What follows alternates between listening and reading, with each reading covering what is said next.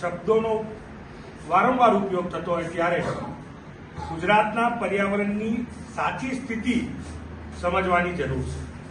દાદાનું બુલડોઝર આમ તો આખા ગામમાં ચાલે છે, પણ જ્યારે ગુજરાતના જંગલોની વાત આવે તો ત્યાં ક્યાંક દાદાનું બુલડોઝર થંભી જાય છે. ગુજરાત રાજ્યના જંગલો ઉપર 13,000 હેક્ટર જમીન ઉપરનું દબાણ છે. આ આંકડો મારો નહીં, લોકસભાનો આંકડો છે.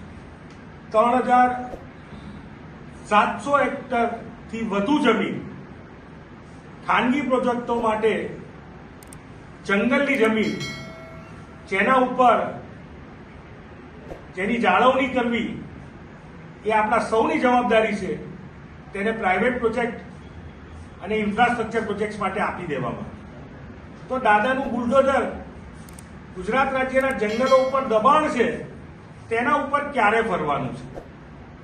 ગુજરાત રાજ્યની પરિસ્થિતિ એવી છે કે ગુજરાત રાજ્યમાં 4,000થી પણ વધુ ફેક્ટરીઓ એવી છે કે જે પર્યાવરણ એન્વાયરમેન્ટ જોડે નોન કમ્પ્લાયન્સ પરિસ્થિતિમાં છે. મોટા પ્રમાણમાં ગુજરાતમાં ફેક્ટરીઓ પ્રદૂષણ ઊભું કરતી હોય ત્યારે સૌની નજર પોલ્યુશન કંટ્રોલ બોર્ડ ઉપર જાય, પણ પોલ્યુશન કંટ્રોલ બોર્ડની પણ સ્થિતિ દયનીય છે. સરકારના પોતાના આંકડા એવું કહે છે કે પોલ્યુશન કંટ્રોલ બોર્ડમાં 60%થી વધુ વેકેન્સીઓ છે, જગ્યાઓ ખાલી છે, કર્મચારીઓ નથી. એટલે માત્ર 40%થી આખું પોલ્યુશન કંટ્રોલ બોર્ડ ચાલે છે.